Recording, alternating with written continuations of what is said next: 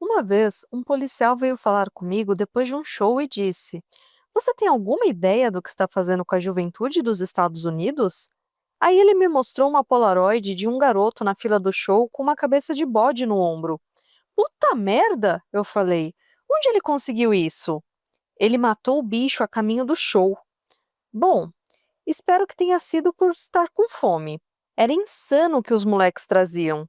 Começaram só com pedaços de carne, mas aí passaram a trazer animais inteiros. Tínhamos gatos mortos, pássaros, lagartos, todo tipo de coisa. Uma vez, alguém jogou um enorme sapo no palco e ele caiu de costas. A porra do bicho era tão grande, achei que fosse um bebê. Tomei um puta susto. Comecei a gritar: O que é isso? O que é isso? O que é isso? Aí a coisa se virou e começou a pular. A cada show, tudo ia ficando mais louco.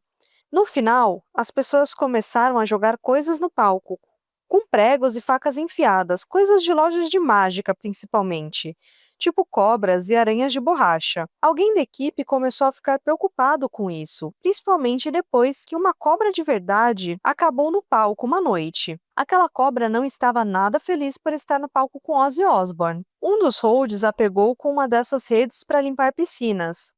Tony, que tinha uma pequena participação no show, era quem mais odiava essas coisas nojentas. Basicamente, tudo o que ele precisava fazer era colocar uma armadura e me trazer uma bebida no palco enquanto o cenário era trocado. Mas demorava quase meia hora para o pobre colocar e tirar a roupa. E passava o tempo todo com medo de que alguma coisa fosse jogada nele. Então, uma noite, só para encher o saco, eu joguei uma cobra de borracha na sua direção, e quando ele pulou para trás, um dos holds deixou cair uma corda nas costas dele. Tony ficou doido, tirou a armadura em 3 segundos, até ficar só de meias. Ficou tão assustado que eu juro que sua voz subiu umas 3 oitavas. Todo mundo riu muito. Estou falando. Sempre acontecia algo louco a cada noite da turnê. E aí, no dia 20 de janeiro de 1982, tocamos no Veterans Auditorium, em Des Moines, Iowa. Nunca vou me esquecer do nome daquele lugar, com certeza. Ou como se pronuncia, Des Moines. O show estava indo bem. A mão de Deus estava funcionando sem problemas. Já tínhamos enforcado o anão. Aí, da audiência, veio um morcego. Obviamente, um brinquedo, eu achei. Eu levei até as luzes e mostrei os dentes enquanto Randy tocava um dos seus solos. A multidão ficou louca. Fiz então o que sempre fazia quando tínhamos um brinquedo de plástico no palco. Chomp! Imediatamente senti que algo estava errado. Muito errado. Para começar, minha boca ficou instantaneamente cheia de um líquido quente e viscoso, com um gosto mais horrível que dá para imaginar. Eu podia senti-lo passando pelos meus dentes e escorrendo pelo queixo. Aí a cabeça em minha boca se moveu. Ah, puta merda, pensei. Eu não acabei de comer a porra de um morcego, comi? Cuspi a cabeça, olhei por cima das asas e vi Sharon com os olhos esbugalhados, balançando as mãos, gritando: Não! É de verdade, Ozzy, é de verdade! O que me lembro em seguida era de estar numa cadeira de rodas, correndo para a sala de emergência. Enquanto isso, o médico estava dizendo para Sharon: Sim, senhorita Arden, o morcego estava vivo. Provavelmente assustado por estar num concerto de rock, mas com certeza estava vivo. Há uma boa chance do Sr. Osborne ter raiva. Sintomas? Sabe, mal-estar, dor de cabeça, febre, espasmos violentos, excitação incontrolável, depressão, um medo patológico de líquidos. Isso é meio improvável, murmurou Sharon. Comportamento maníaco é um dos sintomas finais. Aí o paciente fica muito letárgico, entra em coma e para de respirar. Oh, meu Deus! É por isso que comer um morcego é geralmente uma má ideia, de um ponto de vista médico. Não existe uma vacina? Normalmente funciona melhor se aplicada antes, mas sim, podemos dar uma injeção. Algumas, na verdade. Aí o médico veio com uma seringa do tamanho de um lança-granadas. Senhor Osborne, ele falou, o senhor vai precisar abaixar as calças e se inclinar. Fiz o que ele mandou. Isso pode doer um pouco. Foi a última coisa que ouvi. Toda noite durante o resto da turnê, precisei encontrar um médico e tomar mais injeções. Uma de cada lado da bunda, uma em cada coxa, uma em cada braço. Todas doíam demais. Tinha mais buracos em mim do que uma porra de um queijo suíço, mas era melhor do que pegar raiva, eu acho. Não que alguém fosse perceber a diferença se eu ficasse louco. Enquanto isso, a imprensa estava adorando. Na manhã seguinte, eu era notícia. E, finalmente, em quase todo o telejornal do planeta, todo mundo achou que eu tinha mordido a cabeça de um morcego de propósito, em vez de ser um simples engano. Por um tempo, fiquei preocupado com nos impedirem de tocar, e alguns lugares realmente nos baniram. Os fãs não ajudavam também. Depois de ouvirem sobre o morcego, começaram a trazer coisas cada vez mais loucas para os shows. Subir no palco era como participar de uma convenção de açougueiros, e é claro, os defensores de animais ficaram loucos. A Sociedade Americana para a Prevenção da Crueldade contra Animais enviou pessoas para monitorar nossos shows. A equipe estava sempre fodendo com eles. Diziam: Ó, Ozzy, vai jogar 18 filhotinhos na plateia hoje e não vai cantar enquanto eles não forem destroçados. A sociedade acreditava em tudo o que diziam. Eles até entraram no nosso ônibus em Boston. Lembro desses caras entrando, vendo o Yorkshire Terrier de Sharon, Mister Puck, e ficando loucos. Um dos caras gritou: Certo, este ônibus não vai para lugar nenhum. Quero esse cachorro levado e protegido agora. O que eles achavam que ia acontecer? Que íamos começar a destroçar o Yorkshire Terrier com uma metralhadora e no meio de You looking at me, you looking at you? Algumas noites depois, estávamos tocando no Madison Square Garden, em Nova York. Todo lugar cheirava a merda. Acontece que um circo tinha se apresentado ali na semana anterior, e os animais ainda estavam trancados em suas jaulas no fundo. Um dos administradores veio convidar a equipe para vê-los. Mas, assim que me viu, disse: Você não. Por que não? Perguntei. Não dá para confiar em você perto de animais. Não pude acreditar no que estava ouvindo. Que merda você acha que eu vou fazer? Perguntei. Arrancar a cabeça do elefante? Se você perguntar a qualquer cara da equipe dessa turnê qual membro da banda não aguentaria até o final, Randy, Rudy, Tommy ou eu, todos apostariam em mim. Como diz a canção, a forma como eu bebia era um tipo de suicídio, era só uma questão de tempo. Sharon estava convencida de que algo ruim ia acontecer, então sempre que eu ficava bebendo no hotel, ela roubava todas as minhas roupas. Assim eu não poderia sair e arranjar problemas, a menos que decidisse sair pelado na rua. Funcionava, na maior parte das vezes. Mas aí fomos até San Antonio, Texas. Como sempre, eu fiquei travado no hotel, e como sempre, Sharon roubou minhas roupas. Mas ela cometeu o erro de deixar um dos seus vestidos de festa no quarto. Era uma coisa verde escura, e com alguns rasgos eu consegui entrar nele. Aí encontrei um par de tênis e saí. Lá vou eu com o vestido de Sharon, perdido, andando com uma garrafa de Courvoisier pelas ruas de San Antônio, procurando problemas. Acho que tivemos uma sessão de fotos naquele dia, mas não tenho certeza. Sei que estava muito bêbado. Aí senti uma vontade imensa de mijar, como acontece sempre se está muito bêbado. Na verdade, era mais do que uma vontade. Parecia que a minha bexiga era um canhão. Eu precisava mijar, ali mesmo, naquele instante. Mas estava no meio de uma cidade estranha no Texas, sem ideia de onde eram os banheiros públicos. Olhei em volta, encontrei uma esquina tranquila e comecei a mijar numa parede caindo aos pedaços. Ah, isso é muito bom. Aí ouvi uma voz atrás de mim. Você me dá nojo. O quê? Me virei e vi um velho com chapéu de cowboy, olhando para mim como se eu tivesse atacado seu neto. Você é uma desgraça, sabe disso? Minha namorada roubou minhas roupas, expliquei. O que mais eu deveria vestir? Não é o vestido, seu inglês viado. Pedaço de merda. Essa parede que você está usando como banheiro é parte do álamo. Ala o quê? Antes que ele pudesse responder, dois policiais texanos gigantes vieram correndo da esquina, os rádios emitindo ruídos. É aquele, disse o velho. Ele, de vestido. Pé! Eu estava de cara no chão, sendo algemado. Demorou um segundo para tudo fazer sentido.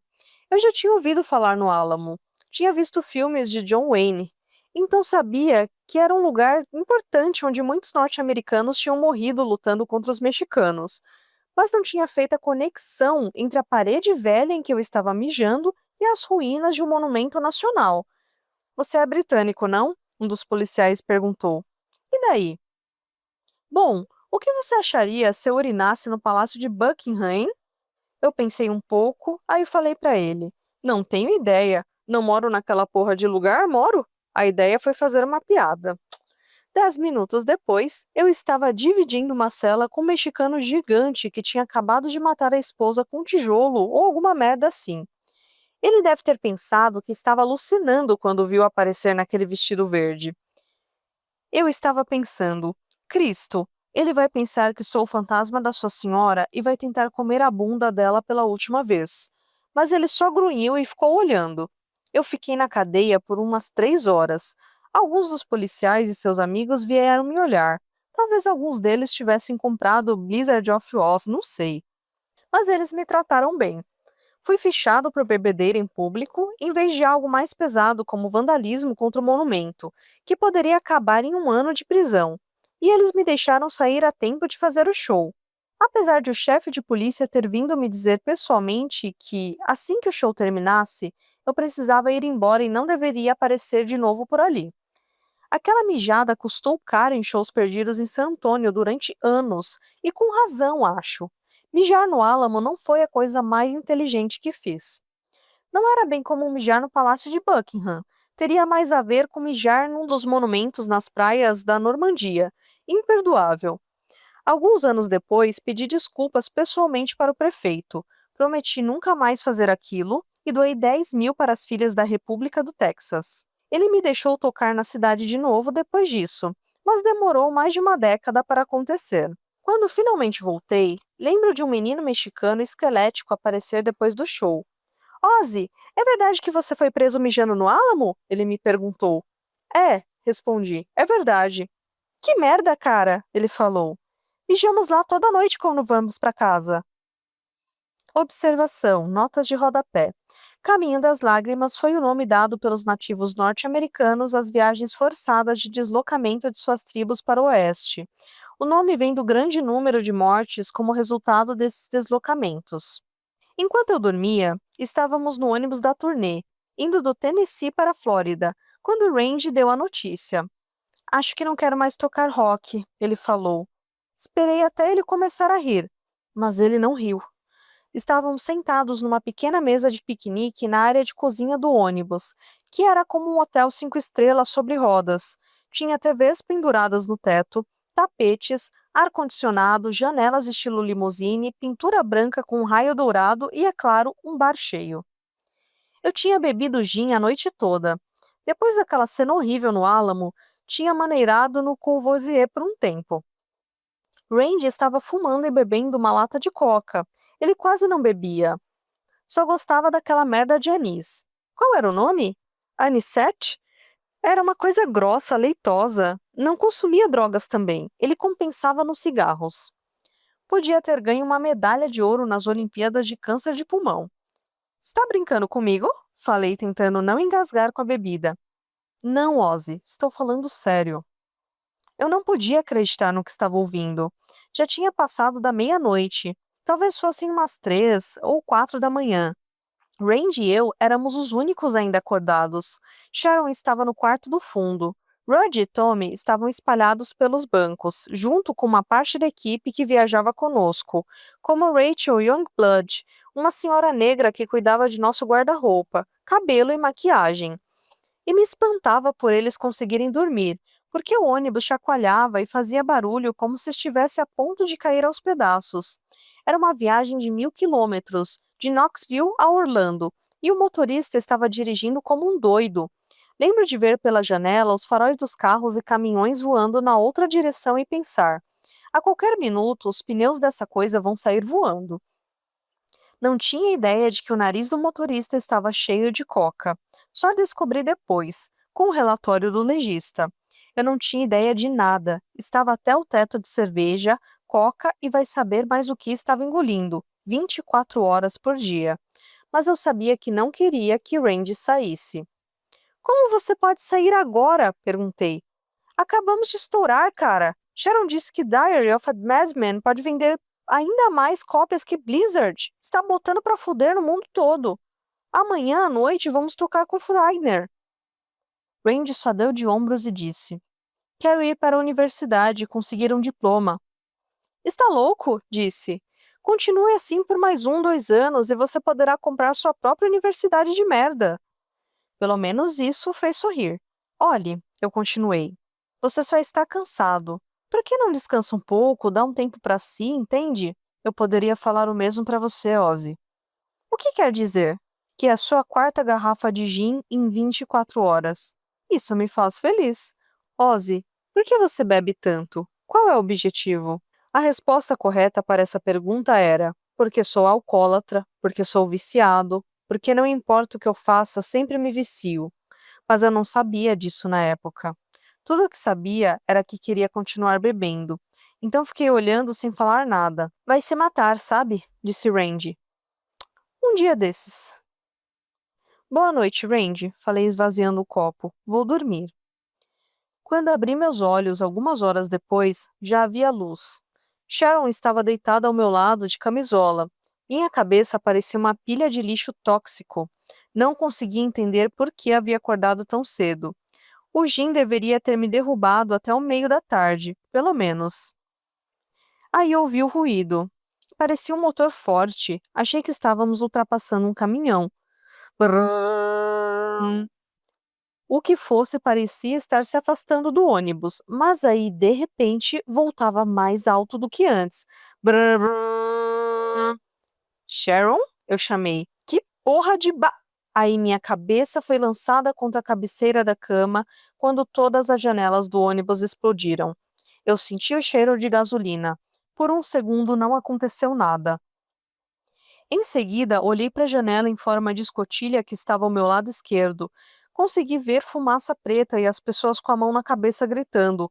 Pulei da cama, só de cueca, e forcei o caminho até a porta do quarto. Havia pedacinhos de vidro por todos os lados e um buraco enorme no teto. Aí percebi que o ônibus estava todo retorcido. A primeira coisa que me veio à cabeça é que o motorista devia ter perdido o controle na estrada. Devíamos ter batido. Comecei a tossir com o cheiro de combustível e a fumaça do incêndio do lado de fora. E pensei: fogo e combustível. Ah, merda! Todo mundo pra fora da porra do ônibus! Comecei a gritar. Essa porra vai explodir, vai explodir! Pânico. As pernas não obedeciam. Sharon estava gritando.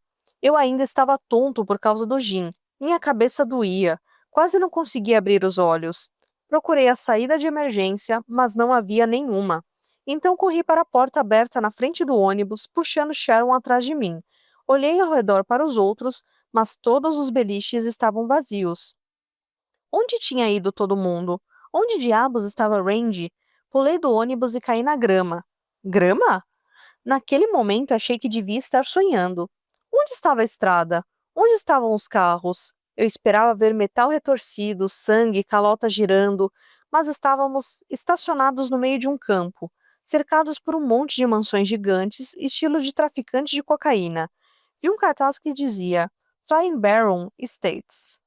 Aí, perto de uma das casas, uma bola de fogo gigantesca, como algo que estaria num filme do James Bond. Era de lá que vinha toda a fumaça. Havia ferro retorcido e o que parecia. Oh, Jesus Cristo! Quase vomitei quando vi aquela merda. Precisei olhar para o outro lado. Apesar da fumaça, o dia estava claro, mas era cedo, então ainda havia uma espécie de bruma quente no ar. Onde estamos? O que está acontecendo? Eu ficava repetindo. Nunca me senti tão por fora em toda a minha vida. Era pior do que a pior viagem de ácido que já tive.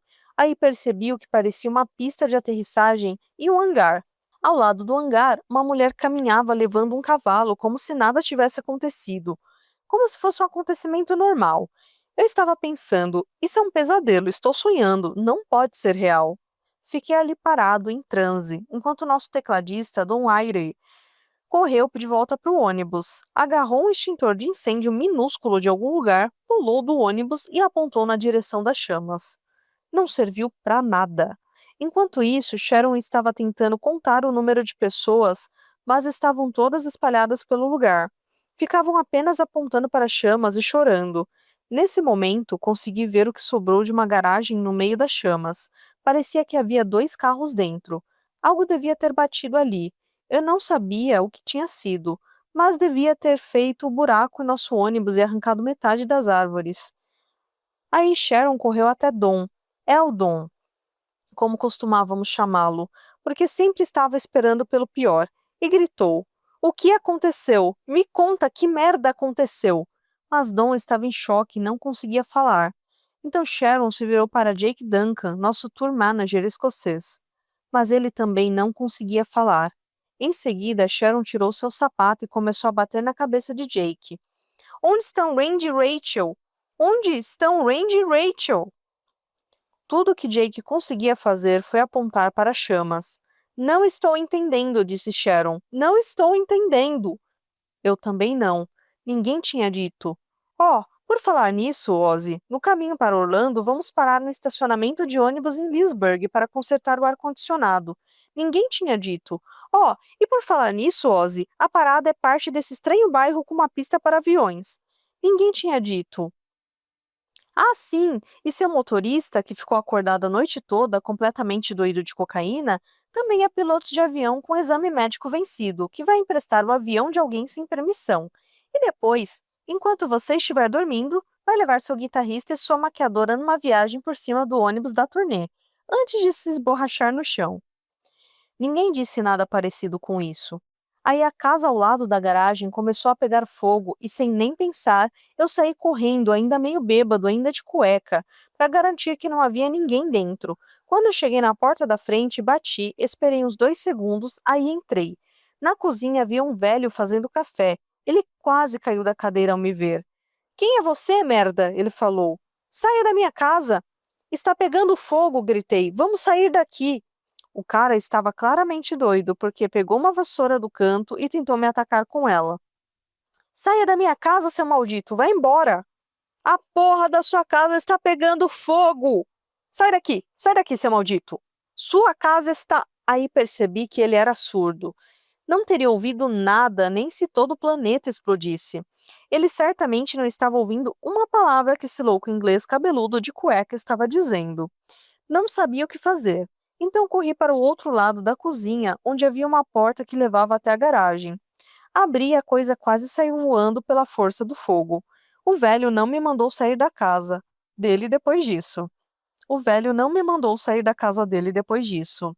Só soubemos a história completa depois.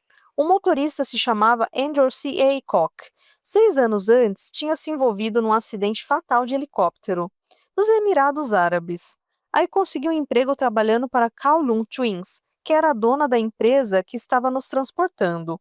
Quando paramos para consertar o ar-condicionado, Aycock decidiu tentar a sorte e voar de novo. Assim, sem pedir, pegou emprestado um avião que pertencia a um amigo dele. Dom e Jake foram os primeiros a voar com ele. Tudo estava bem. A decolagem e o pouso foram perfeitos. Aí foi a vez de Randy e Rachel. Há uma fotografia dos dois ao lado do avião, pouco antes de entrarem. Estão sorrindo. Vi essa foto uma vez, mas nunca mais consegui olhar para ela. Contaram que Rachel só concordou em subir depois que Aycock prometeu não fazer nenhuma loucura enquanto estivesse no ar. Se prometeu isso, foi um mentiroso de merda, bem como um lunático drogado. Todo mundo no chão disse que ele deu uns voos rasantes em cima do ônibus 2 ou 3 vezes antes de a asa bater no teto, a uns poucos centímetros de onde Sharon e eu estávamos dormindo. Mas a coisa mais insana, e a coisa que ainda não consigo entender, quase 30 anos depois, é que o cara estava passando por um divórcio complicado na época e sua futura ex-esposa estava parada ao lado do ônibus quando ele bateu o avião. Tinham se encontrado num dos shows, aparentemente, e ele estava lhe dando uma carona. Uma carona? Para uma mulher de quem estava se divorciando? Na época, houve muita discussão sobre se o cara tinha tentado matá-la, mas quem vai saber? Não sei o que ele estava tentando fazer. Só sei que fez um voo tão rasante que, mesmo se conseguisse desviar do ônibus, acabaria batendo nas árvores atrás. Dom viu tudo isso acontecer. Fiquei com pena dele, porque deve ter sido algo horrível. Quando a asa bateu no ônibus, Randy e Rachel foram jogados pela janela, foi o que me contaram. Aí o avião, sem a asa, bateu nas árvores atrás, caiu na garagem e explodiu. O fogo foi tão intenso que os policiais tiveram de usar as arcadas dentárias para identificar os corpos. Mesmo agora, não gosto de falar ou pensar nisso. Se estivesse acordado, teria subido naquela merda de avião com certeza. Como me conheço, eu poderia estar em cima da asa, travado, fazendo palhaçadas, mas não faz sentido que o Randy subisse. Ele odiava voar. Umas semanas antes, eu tinha bebido com ele num bar em Chicago. Estávamos no meio de uma parada de 10 dias na turnê e Randy estava perguntando quanto demoraria para viajar de carro entre Nova York e a Geórgia, onde íamos recomeçar. Eu perguntei por que merda ele iria dirigir tudo isso quando já havia uma invenção chamada avião. Ele me contou que tinha ficado com muito medo por causa do avião da Air Florida que tinha batido numa ponte em Washington alguns dias antes. 78 pessoas tinham morrido. Então Randy não era exatamente o tipo de pessoa que ficaria fazendo palhaçada numa merda de avião com 4 lugares. Ele não queria nem entrar em jatos de companhias aéreas comerciais. Alguma merda inexplicável aconteceu naquela manhã, porque Rachel também não gostava de aviões. Ela tinha problemas de coração, por isso duvido que quisesse ficar fazendo loops. Muita gente diz: "Oh, eles estavam bebendo e se drogando", típico de estrelas de rock. Quero deixar bem claro, Rachel tinha quase 60 anos e problemas no coração. Randy era um cara muito sensato e tinha medo de voar. Nada disso faz sentido. Quando os bombeiros chegaram, o fogo já tinha acabado. Randy estava morto. Rachel estava morta. Eu finalmente coloquei minhas roupas e bebi uma cerveja, das que tinham sobrado na geladeira do ônibus. Não conseguia fazer nada. Sharon estava correndo, tentando encontrar um telefone. Ela queria ligar para seu pai. Aí chegaram os policiais. Não foram muito simpáticos. Ozzy Osbourne, hã? Eles falaram: "O louco que come morcegos." Ficamos num buraco chamado Rio Coin, em Leesburg, e tentamos nos esconder da imprensa enquanto a polícia investigava. Tivemos de ligar para a mãe de Randy e para Grace, a melhor amiga de Rachel. Isso foi muito terrível. Todos nós queríamos ir embora de Leesburg, mas tivemos de ficar até que toda a papelada estivesse terminada. Nenhum de nós podia esquecer aquilo. Tudo tinha sido mágico por um minuto e no segundo seguinte havia ocorrido uma mudança horrível e trágica. Sabe o quê? Acho que isso é um sinal de que não devo fazer mais isso, falei para Sharon. Nesse momento eu estava tendo um colapso físico e mental. Um médico veio me ver e me deu sedativos. Sharon não estava muito melhor. Ficou num estado lamentável. Pobre Sharon. A única coisa que nos deu algum conforto foi uma mensagem do AC/DC dizendo: "Se tiver algo que possamos fazer, nos avise." Isso significou muito para mim e sempre serei grato a eles. Você descobre quem são seus amigos quando a merda atinge o ventilador. Na verdade, o AC/DC devia saber exatamente pelo que estávamos passando, porque 1 ou 2 anos antes, o vocalista deles, Bon Scott, tinha morrido por causa de um coma alcoólico quando era bastante jovem. Na manhã seguinte ao acidente, liguei para minha irmã Jean, que me contou que minha mãe estava no ônibus quando viu um jornal na banca com a seguinte manchete: Ozzy Osbourne, morte no acidente de avião. Minha pobre mãe tinha ficado louca. Mais tarde, no mesmo dia, voltei àquele bairro horrível com o cunhado de Randy. O ônibus ainda estava lá, em formato de bumerangue, perto das ruínas da garagem. E lá num canto, intocada pelas cinzas e pelos escombros, estava um pedaço da camiseta da Gibson, que Randy estava usando quando morreu. Só o logo, nada mais. Não podia acreditar. Era tão arrepiante. Enquanto isso, do lado de fora do hotel, os fãs começaram a se juntar. Percebi que muitos deles estavam usando o conjunto de calça e camiseta do Diary of Madman que tínhamos feito para a turnê. Então eu falei para Sharon: "Não estamos vendendo essas coisas, estamos?" Quando ela respondeu: "Não." Eu fui até esse garoto e perguntei: "Onde você conseguiu essa roupa?" Ele respondeu: "Oh, entrei no ônibus e peguei." Fiquei completamente puto, quase arranquei a cabeça dele. No final, toda a papelada foi feita. A única droga que encontraram no corpo de Randy foi nicotina. E os policiais nos deixaram ir. Ficaram felizes por irmos embora, imagino. Aí tivemos 2 enterros numa semana, e foi muito pesado para todos nós, principalmente Sharon, que sofreu terrivelmente. Ela não conseguiu ouvir Diary of a Madman durante anos. O enterro de Randy foi realizado na primeira igreja luterana em Burbank. Fui um dos que carregaram o caixão. Havia grandes fotos do Randy